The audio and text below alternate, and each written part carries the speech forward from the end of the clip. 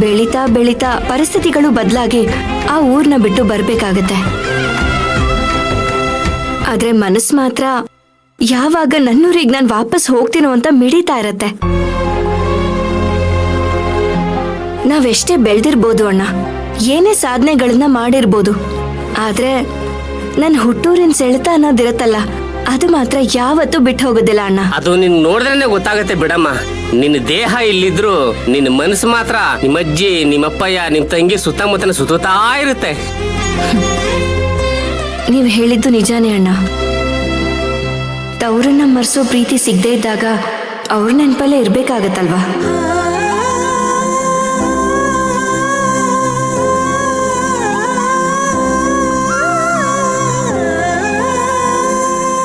ಯಾಕಮ್ಮ ಹಿಂಗ್ ಹೇಳ್ತೀಯಾ? ಇಲ್ಲಿ ದೊಡ್ಡ ಯಜಮಾನ್ರು ಮತ್ತೆ ಚಿಕ್ಕ ಯಜಮಾನ್ರು ನಿನ್ಗೆ ಚೆನ್ನಾಗೇ ನೋಡ್ಕೊತಾವ್ರಲ್ಲ. ಮನೆ ಅಂದ್ಮೇಲೆ ಯಾರ್ದೋ ಒಬ್ರು ಪ್ರೀತಿ ಸಿಕ್ಕಿದ್ರೆ ಸಾಕಾಗೋದಿಲ್ಲ ಅಣ್ಣ. ಹಾಗಂತ ಈ ಮನೆಯವ್ರ ಪ್ರೀತಿ ನನಗ್ ಬೇಕು ಅಂತ ನಾನು ಹಂಬಲಿಸ್ತಾ ಇಲ್ಲ. ನಾನು ಇವ್ರ ಮನೆಯಲ್ಲಿ ಇರೋಷ್ಟು ದಿನ ನನ್ನನ್ನ ಚೆನ್ನಾಗಿ ನೋಡ್ಕೊಂಡ್ರೆ ಸಾಕು. ಇಲ್ಲಿದ್ದು ಬದುಕು ಕಟ್ಕೊಂಡು ಎಲ್ಲ ಹೆಣ್ಮಕ್ಳಿಗೂ ಮಾದರಿ ಆಗ್ತೀಯ ಅಂದ್ರೆ ಬರೀ ಊರಿಗೋಗೋ ಯೋಚನೆ ಮಾಡ್ತಾ ಇರ್ತೀಯಲ್ಲಮ್ಮ ನೀನು. ಸರಿ, ಈಗೇನ್ ಅಡಿಗೆ ಮಾಡೋಣ? ಬರೋರ್ಗೆ ಏನ್ ಇಷ್ಟ ಅಂತ ನಿನಗೆ ಗೊತ್ತಿರ್ಬೇಕಲ್ಲ. ಹಾ ಗೊತ್ತು ಅಣ್ಣ, ಅವ್ರಿಗೆ ಮುದ್ದೆ ಬಸ್ಸಾರು ಅಂದ್ರೆ ತುಂಬಾನೇ ಇಷ್ಟ. ಇದನ್ನೆಲ್ಲ ಅವ್ರ ದಿನ ಊರಲ್ಲಿ ತಿಂತಾನೆ ಇರ್ತಾರಲ್ಲಮ್ಮ. ಇವತ್ತು ನಿನ್ ಮನೆಗ್ ಬರ್ತಾವ್ರೆ, ಜೀವನದಲ್ಲಿ ಅವ್ರು ಯಾವತ್ತೂ ಮರಿಬಾರದು ಅಂತ ಅಡಿಗೆ ಮಾಡು.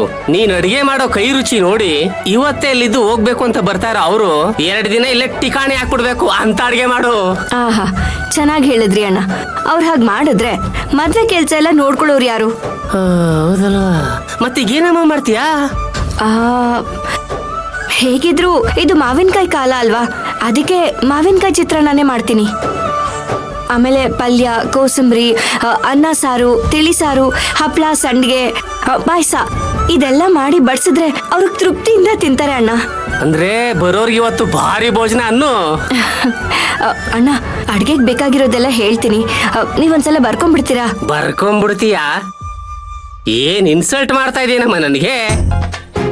ಈ ಗೋವಿಂದನ್ ಮೈಂಡ್ ಒಂಥರ ಕಂಪ್ಯೂಟರ್ ಇದ್ದಂಗೆ ಕಣಮ್ಮ. ಒಂದ್ಸಲ ಹೇಳ್ಬಿಟ್ರೆ ಹಂಗೆ ಹೋಗಿ ಅಂಟ್ಕೊಂಡ್ಬಿಡ್ತದೆ. ಅಂದ್ರೆ ಈಗ ನೀನ್ ಮಾಡೋ ಅಡ್ಗೆ ಏನೇನ್ ಬೇಕು ಅಂತ ನನಗೆ ಚೆನ್ನಾಗ್ ಗೊತ್ತಾಯ್ತು. ಈಗ ನಾನು ಹೋಗೋದನ್ನ ತಗೊಂಡ್ ಬರ್ತೀನಿ. ಈಗ ನೀನ್ ಇಲ್ಲಿ ಏನೇನ್ ಮಾಡ್ಬೇಕು ಅಂತ ಚೆನ್ನಾಗೆಲ್ಲ ರೆಡಿ ಮಾಡ್ಕೊ.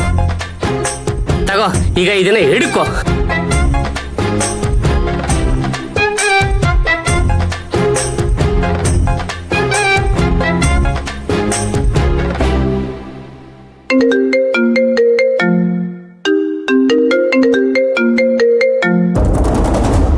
S dad. ತರಕ್ ಎಲ್ಲಿದ್ಯಾ? ಡ್ಯಾಡ್, ಹೀಗೆ ಆಫೀಸ್ ಕೆಲ್ಸದ ಮೇಲೆ ಹೊರಗಡೆ ಹೋಗ್ತಿದ್ದೆ. ಏನ್ ವಿಷಯ? ಆ ಊರಿಂದ ಚೆನ್ನಪ್ಪ ಮತ್ತೆ ಅವನ ಹೆಂಡತಿ ಅವನ್ ಮಗನ್ ಮದುವೆ ಲಗ್ನ ಪತ್ರಿಕೆ ಕೊಡಕ್ಕೆ ಮನೆಗ್ ಬರ್ತಿದ್ದಾರೆ. ಅವ್ರು ಬಂದಾಗ ನೀನಿದ್ರೆ ಚೆನ್ನಾಗಿರತ್ತೆ ಕಣೋ. ಅದಕ್ಕೆ ಬೇಗ ಮನೆಗ್ ಬರಕ್ ಹೇಳೋಕೆ ನಿನಗ್ ಫೋನ್ ಮಾಡ್ದೆ. ಆಕ್ಚುಲಿ ಡ್ಯಾಡ್, ನೀವು ಊರ್ ಬಿಟ್ಟು ಇಲ್ಲಿಗ್ ಬಂದು ಎಷ್ಟು ವರ್ಷ ಆಗಿದೆ. ನಾವ್ ಯಾರು ಊರ್ಗೆ ಹೋಗಲ್ಲ. ಅಂಥದ್ರಲ್ಲೂ ನಮ್ಮನ್ನ ಜ್ಞಾಪಿಸ್ಕೊಂಡು ಎಲ್ಲಾ ಫಂಕ್ಷನ್ಗೂ ಬಂದು ಕರೀತಾರಲ್ಲ, ಕೇಳೋದಕ್ಕೆ ಖುಷಿ ಆಗತ್ತೆ.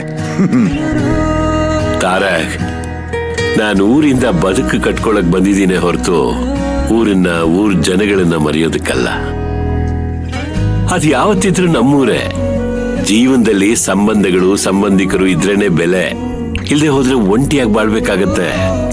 ನೀನ್ ಹೇಳೋದು ಸತ್ಯ ಅನ್ಕೊಳ್ಳೋಣ, ಆದ್ರೂ ಸಂಬಂಧಿಕರು ಯಾರು ಕಷ್ಟಕ್ಕಾಗಲ್ಲ, ಖುಷಿಗೆ ಮಾತ್ರ ಜೊತೆಗಿರ್ತಾರೆ ಅಂತ ಹೇಳ್ತಾರೆ. ನಮ್ ಕೈ ಬೆರಳುಗಳೇ ಒಂದ್ ಸಮ ಇರೋದಿಲ್ಲ. ಇನ್ ಸಂಬಂಧಿಕರಲ್ಲೂ ಹಾಗಿರ್ತಾರೆ, ಏನು ಮಾಡಕ್ಕಾಗಲ್ಲ.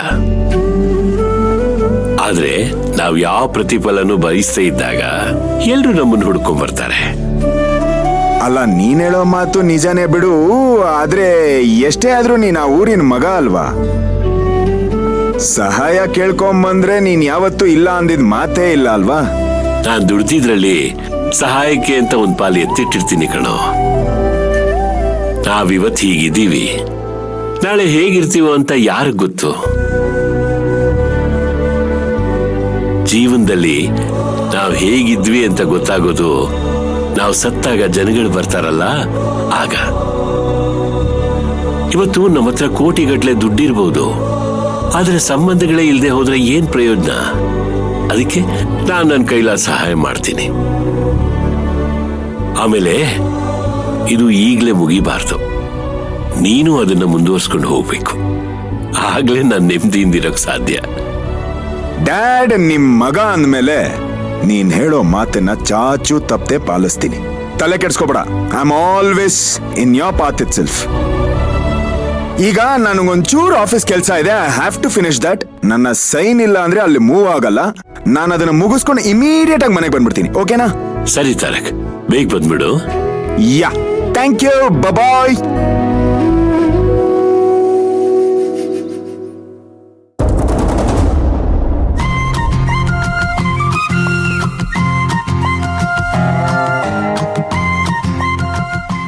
ಮಯೂರಿಮಾ, ಇವತ್ತು ನೀನು ಮಾಡ್ತಾ ಇರೋ ಅಡುಗೆಗೆ ಬೇಕಾಗಿರೋ ತರಕಾರಿ ಎಲ್ಲ ತಂದಿದ್ದೀನಿ. ಎಲ್ಲ ಕರೆಕ್ಟ್ ಆಗೈತೆ ಅಲ್ಲೋ ಚೆಕ್ ಮಾಡ್ಕೊಬಿಡು. ಏನಾದ್ರು ಬಿಟ್ಟಿದ್ದೀನ ನೋಡು. ನಮ್ಮ ಅಣ್ಣನ ತಲೆ ಕಂಪ್ಯೂಟರ್ ಇದ್ದ ಹಾಗೆ. ಅವ್ರ ಹಾಗೆಲ್ಲ ಏನು ಮರೆಯೋದಕ್ಕೆ ಸಾಧ್ಯನೇ ಇಲ್ಲ. ನಾನ್ ಮಾಡಿದ ಪಂಚನ ನನಗೆ ಪಂಚ್ ಮಾಡ್ತಾ ಇದೀಯ ನೀನು? ಸರಿ ಬಿಡು. ಅಣ್ಣ, ಬೇಗ ಮಾವಿನಕಾಯಿ ಎಲ್ಲ ತುರ್ಕೊಡಿ, ಹಾಗೆ ತರಕಾರಿ ಎಲ್ಲ ಕಟ್ ಮಾಡ್ಕೊಡಿ. ಅವ್ರು ಬರೋಷ್ಟರಲ್ಲಿ ಎಲ್ಲ ಅಡ್ಗೆನೂ ತಯಾರಾಗಿರ್ಬೇಕು. ಅತಿಥಿಗಳನ್ನ ಕಾಯಿಸೋದು ಚೆನ್ನಾಗಿರೋದಿಲ್ಲ. ಇವತ್ ನಿನ್ ಖುಷಿ ನೋಡ್ತಾ ಇದ್ರೆ ನನಗ್ ಡಬಲ್ ಜೋಶ್ ಬರ್ತಾ ಇದೆ ಅಮ್ಮ. ನೋಡ್ತಾ ಇರಂಗೆ ಹಿಂಗೆ ಟಕ ಟಕ ಅಂತ ಮಾಡಿ ಮುಗಿಸ್ಬಿಡ್ತೀನಿ. ಅಲ್ಲಮ್ಮ, ಮದುವೆಗೆ ಲಗ್ನ ಪತ್ರಿಕೆ ಕೊಡಕ್ ಬರೋರ್ಗೆಲ್ಲ ಊಟ ಹಾಕ್ಬಿಟ್ಟೆ ಕಳಿಸ್ಬೇಕಾ? ಅವ್ರಿಗೆ ಅಷ್ಟೊಂದು ಟೈಮ್ ಇರುತ್ತಾ? ಅಣ್ಣ, ಅವ್ರಿಗೆ ಸಮಯ ಇಲ್ಲ ಅನ್ಬಿಟ್ಟು ಹಾಗೆ ಕಳ್ಸೋದಿಕ್ ಆಗಲ್ವಲ್ಲ ಅಣ್ಣ.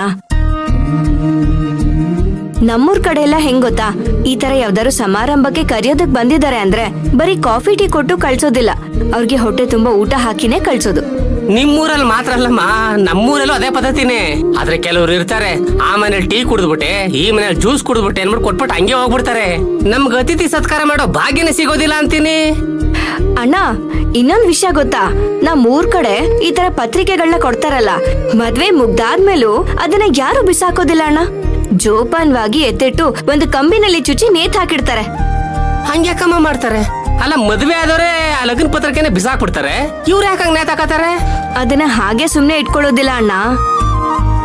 ಅವ್ರು ಕೊಟ್ಟಿರೋ ಪತ್ರಿಕೆ ಮೇಲೆ ನಾವ್ ಅವ್ರಿಗೆ ಎಷ್ಟು ಮುಯ್ ಮಾಡಿದೀವಿ ಅಂತ ಬರ್ದಿಟ್ಕೋತೀವಿ.